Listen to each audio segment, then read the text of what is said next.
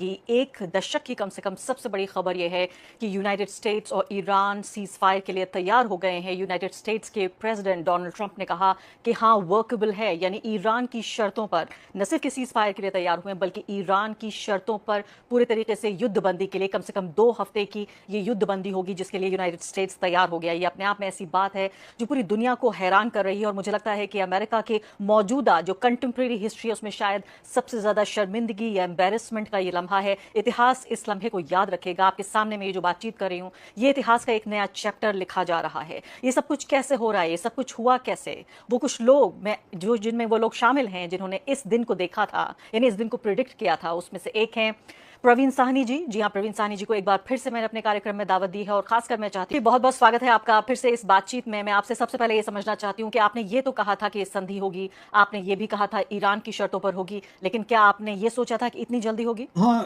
Thank you very much मुझे बुलाने के लिए। जी हाँ, मैंने ऐसे ही सोचा था क्योंकि मुझे शुरू से ही बिल्कुल साफ दिख रहा था कि ईरान जो है एक ऐसी लड़ाई लड़ रहा है शुरू से ही जिसके लिए उसने बहुत सालों की तैयारी करी है। और ये भी दिख रहा था कि जो अमेरिका लड़ाई लड़ रहा है वो ऐसी लड़ाई है जिसको हम कहते हैं वॉर ऑफ विम, कि मतलब ऐसे ही आप मतलब बिना सोचे समझे आप लड़ाई में चले जाइए। इसका मतलब क्या होता है लड़ाई की टर्म्स में, कि अमेरिका एक टैक्टिकल लड़ाई लड़ रहा था, जबकि ईरान जो है वो सोची समझी लड़ाई लड़ रहा था। जिसमें आपको बताया, डिटेल्स में नहीं जाऊंगा, तो वो बिल्कुल क्लियर था मुझे शुरू से। बल्कि जैसे आप कह रही हैं, 28 फरवरी को लड़ाई शुरू हुई और पहली को मैंने ये कह दिया था ईरान नहीं हार सकता, क्योंकि उसकी लड़ाई बहुत मजबूत है। और 2-3 दिन, तीसरे दिन मैंने कह दिया था कि अमेरिका ये लड़ाई हार जाएगा। तो इसमें कोई अचंभे की बात नहीं है, क्योंकि वो दिख रहा था, जिसको भी थोड़ी लड़ाई की समझ है उन सबको समझ में आ रहा था कि जो लड़ाई अमेरिका लड़ रहा है वो मुनासिब लड़ाई नहीं है, और जो ईरान लड़ रहा है वो जीतने वाली लड़ाई है। तो वो नतीजा हमारे सामने आ गया है। ऐसा लगता है कि आप इतनी सादगी से और इतनी सरलता के साथ इतनी जटिल बातों को कह देते हैं। ये कॉन्फिडेंस कहाँ से आता है आपके अंदर? कैसे आप जान पाते हैं कि ऐसा हो रहा है, जब दुनिया एक तरफ है और कह रही है कि 3 दिन के अंदर ईरान खत्म हो जाएगा? भारत में हमारे यहाँ सरकार इसराइल के साथ खड़ी होती है क्योंकि वो सोच रही है ईरान के साथ खड़े होने में तो पूरी तरीके से नुकसान है। कहाँ से ये विश्वास आता है? कैसे आप समझते हैं ऐसा हो जाएगा? जैसे मैंने आपसे कहा, ये सब उन लोगों को समझ में आ जाएगा जिनको लड़ाई की कैसे लड़ाई होती है वो समझ में आ जाएगी। तो वो समझ में आ जाएगा वही जो मुझे समझ में आया है। तो इसमें कोई जादूगिरी नहीं है बिल्कुल। ये आपको समझना है कि लड़ाई कैसे लड़ी जाती है, मॉडर्न लड़ाई कैसे होती है, और किस तरीके की तैयारी दिख रही थी कि ईरान ने कर ली है सोच समझ के। तो ये तय था कि यही नतीजा होना था, वो हो गया है। जहाँ तक सवाल ये है कि इतनी जल्दी कैसे खत्म हो गई, वो भी तय था। क्योंकि जहाँ तक ईरान का ताल्लुक है, वो एक ऐसी लड़ाई लड़ रहा था जो सोची समझी थी, जिसमें युद्ध भी हो रहा था और साथ में दुनिया की इकोनॉमी और फाइनेंशियल सिस्टम पे हर रोज असर पड़ रहा था। और जहां तक अमेरिका का ताल्लुक है, वो जैसे मैंने आपको बताया, कोई सोचा समझी लड़ाई थी ही नहीं। वो तो सिर्फ एक टैक्टिकल लड़ाई जिसमें होता है कि मार दो बस, वो कर रहा था। तो ये तय था कि ज्यादा दिन चलेगी नहीं, क्योंकि दुनिया में हाहाकार मचेगी, हल्ला मचेगा कि बहुत नुकसान हो रहा है इकोनॉमी का, ग्लोबल रिसेशन हो सकता है। तो ये छोटी ही लड़ाई होनी थी, और ये भी तय था कि इसमें अमेरिका नहीं जीत सकता है। ये बात आप ज़रूर कह रहे हैं कि ये ऑपरेशन सिंदूर के संबंध से उसके बाद दोबारा जब आपने मुझसे बातचीत की, फिर आपने पाकिस्तान के बढ़ते हुए कद के बारे में बात की और अब तीसरी बार फिर से भारत के विदेश मंत्री ने कहा कि वो बातचीत इसलिए नहीं कर रहे हैं क्योंकि वो दलाल हैं। लेकिन देखिए, एक छोटा सा देश एक बड़ा देश बन के उभर रहा है पाकिस्तान।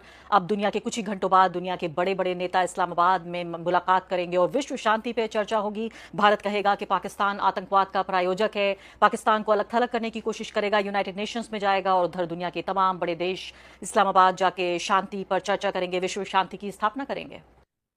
इसमें भारत के लिए क्या ये एक मिस्ड अपॉर्चुनिटी है? क्या भारत फिर ये दलाल नॉन दलाल इस तरह की जो भाषा का इस्तेमाल है, जो डोमेस्टिक ऑडियंस के लिए इस्तेमाल किया जाता है, ऐसे में विदेश नीति पर हम कहीं मात खा रहे हैं? नहीं नहीं, देखिए, हम वो कर रहे हैं जो हमें करना था। और हमने ये किया है कि हमने लड़ाई शुरू होने के कुछ दिन पहले 25 फरवरी को हमारे प्राइम मिनिस्टर गए, इजराइल चले गए। तो ये तय हो गया कि हम मीडिएटर हो ही नहीं सकते, क्योंकि हम लड़ाई का हिस्सा बन चुके हैं अगर वो वहाँ चले गए हैं। और अभी भी आप देखिएगा जो हम कर रहे हैं। अभी हमारे विदेश मंत्री गए थे फरवरी में अमेरिका। अभी हमारे विदेश सचिव जो हैं वो अमेरिका में हैं। हम ये देख रहे हैं किस तरीके से हमारे जो रिश्ते हैं अमेरिका के साथ बढ़े, एक ऐसे वक्त पे जबकि जो एलाइज है अमेरिका के, जिसको हम ग्लोबल नॉर्थ नेशंस कहते हैं, वो उनसे अलग हो रहे हैं, हम उनके साथ जुड़ रहे हैं।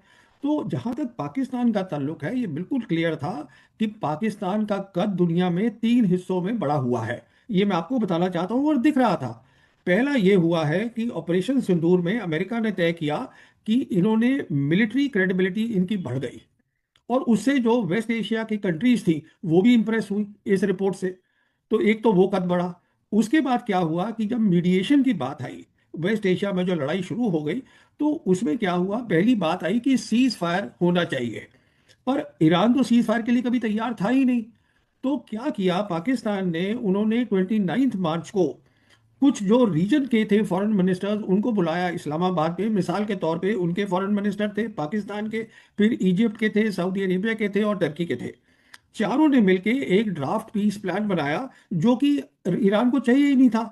पर वो ड्राफ्ट पीस प्लान लेकर, जो कि एक्सेप्टेबल था रीजनल कंट्रीज को, विच मैटर, तो उनके जो विदेश मंत्री थे इशाक दार, आप याद करिएगा, वो चाइना गए और चाइना में वोंग ही से मिले उनके फॉरेन मिनिस्टर से, और 31 मार्च को एक जॉइंट 5 पॉइंट प्लान रिलीज करा गया। अच्छा, ईरान को कोई दिलचस्पी नहीं थी उस स्टेज में सीज फायर के लिए, बट ईरान को ये पक्का दिख गया कि जो चाइना है वो खुल के अब जो वॉर में इंटरेस्ट ले रहा है, सीज फायर करना चाहता है, तो वो शामिल हो गया है। जहां तक पाकिस्तान का ताल्लुक था, उस काम से जो पाकिस्तान ने किया, देखिए क्या हुआ। पाकिस्तान की क्रेडिबिलिटी एज अ मीडिएटर तीनों ग्रेट पास के बीच में, मल्टीपोलर वर्ल्ड में, जो कि अमेरिका, चाइना और रशिया है, और जो रीजनल पास है उसके अंदर स्टैब्लिश हो गई। तो उस दिन वो क्रेडिबल मीडिएटर बन गया। अच्छा, अब देखिए अब क्या हुआ है, अब बात और ऊपर उठ गई। अब बात, जैसे आप बता रही थी, अब बात हो रही है फ्रेमवर्क फॉर परमानेंट पीस। जो 10 पॉइंट ईरान ने दिए हैं उस पे अमेरिका तैयार है बात करने को। और फिर जो पाकिस्तान के प्राइम मिनिस्टर हैं उन्होंने कहा है कि ठीक है, 10 अप्रैल को आप आइए इस्लामाबाद में, तो अब हम हायर लेवल देखेंगे। जो पहले के थे वो तो होंगे ही, साथ में हम देखेंगे कि टॉप लीडर जो हैं, अमेरिका के टॉप लीडर जो हैं, वो ईरान के, वो वहां पर आएंगे। और देखिए, खास ट्रंप की लड़ाई में, तो ट्रंप के लिए आज सिर्फ एक ही कंट्री है, पाकिस्तान, जो ये मीडिएट कर सकती है। और इसीलिए प्रेसिडेंट ट्रंप ने अपनी सोशल मीडिया पे भी प्रोफ्यूसली थैंक किया है पाकिस्तान के प्राइम मिनिस्टर को, पाकिस्तान के आर्मी चीफ को। तो ये तीन स्टेज में चीज हुई है, और आज पाकिस्तान जो है, जो ग्लोबल साउथ की कंट्री है, वो एक अलग उसमें जियोपॉलिटिकल प्रोफाइल और बढ़ गई है। ये रियलिटी है। जी हाँ। साथ क्या सुलूक होगा, ईरान की इकोनॉमी इससे कैसे प्रभावित होगी? देखिए, अगर ये हो जाता है, पीस जो है, परमानेंट पीस हो जाती है और ट्रंप मान जाता है, सी सबसे बड़ी आज अड़चन जो पड़ी हुई है, ये परमानेंट पीस में, वो अमेरिका नहीं है, वो इसराइल है। इसराइल अभी भी लड़ाई बंद नहीं करना चाहता है। इसराइल जहाँ तक स्ट्रेट ऑफ हॉर्मुज का ताल्लुक है, उसकी कहानी बदल चुकी है। सिर्फ बदलाव ये आएगा कि अगर ये पीस प्लान मान लिया जाता है, अभी जैसे वो कह रहे हैं ये दुश्मन नेशन है, ये है, वो है, तो वो अब सब जा सकते हैं वहां से, ये होगा। पर मैनेजमेंट कंट्रोल जो है वो ईरान की फौज के पास ही रहेगा। जी हाँ। और दूसरी बड़ी बात थी, ये किसी ने सोचा भी नहीं था कि ये 30 दिन में हो जाएगा। तो इस कारण से नॉट ओनली ईरान ने ये लड़ाई जीती है, ईरान एक बहुत मजबूत खंबा, pillar of the new world order, वो बन के उभरा है। ये एक अभी तो नई चीज हो रही है बिल्कुल। नई चीज हो रही है। अभी तो ईरान मजाक कर रहा है, उनके जो अलग अलग उनके एम्बेसीज के ट्विटर हैंडल्स से कह रहे हैं, say hello to the new super power of the world. और तमाम लोग कह रहे हैं कि yes super power, we are saying hello to you, कैसे हैं आप लोग। इस तरह से मैं कहती हूँ ये भी इतिहास में दर्ज होगा कि किस तरह से इस जंग को न सिर्फ कि उन्होंने लड़ा, बल्कि कितनी शान आन बान के साथ उन्होंने इस जंग को लड़ा, सर ऊंचा करके उन्होंने इस जंग को लड़ा। सिर्फ इतना ही नहीं है कि, और जाहिर है ये भी उन्होंने कॉम्प्रोमाइज नहीं किया कि जो ह्यूमन वैल्यूज थी उनके ऊपर भी, इंसानी जानों की भी हिफाजत करने की उन्होंने कोशिश की। एक और बात अहम है, क्योंकि पूरी बात ये इकोनॉमी से जुड़ी हुई है, आपने सवाल का जवाब इसी से शुरू किया कि चूंकि इतनी कीमत बढ़ रही थी तेल की और इस जंग को खत्म होना ही था, और यही एक आखिरी अल्टीमेट ट्रूथ यही है, economy is the ultimate truth. तो मुझे ये बताइए कि जो पेट्रो डॉलर और जो डॉलर का हम जिक्र कर रहे थे कि ये डॉलर में जो पूरी दुनिया की economy as a reserve currency चलती है, क्या आप ये कह रहे हैं कि कुछ साल में ऐसी भी नौबत आ सकती है कि ये बदल जाए, ये चाइनीज बन जाए, युआन या कोई और इकोनॉमी? देखिए, ये नौबत आ नहीं सकती, आ गई है। वो ऐसे आ गई है कि अगर यहाँ पे कुछ कंट्रीज जीसीसी पेट्रो डॉलर में ट्रेड करती भी रहें, जहाँ तक रशिया का ताल्लुक है, रशिया ने कहा है हम तेल बेचने को तैयार है, यूरोपियंस को भी, सबको, बट युआन में ट्रेड करेंगे।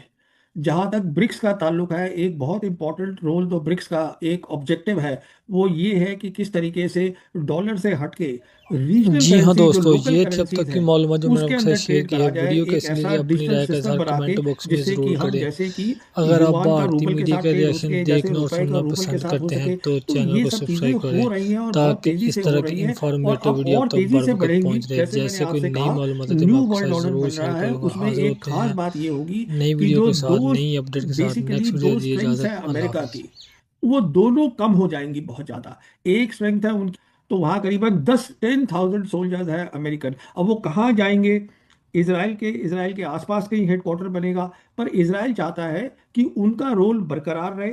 अमेरिका लगा रहे जिसको पीस करनी है नहीं करनी है, उसका उनसे लेना देना नहीं है, इसीलिए वो लड़ाई को रोकना नहीं चाहते हैं।